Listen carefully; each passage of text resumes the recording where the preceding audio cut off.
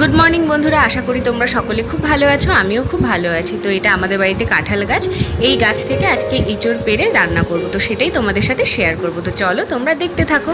তো অলরেডি মা এদিকে এঁচোড় কাটা শুরু করে দিয়েছে।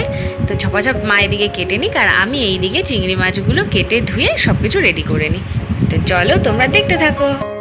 তো মা ওদিকে কাটতে কাটতে আমি চিংড়ি মাছগুলো ছাড়িয়ে ধুয়ে পরিষ্কার করে নিয়েছি, এদিকে এঁচোড়টা সেদ্ধও করে নিয়েছি।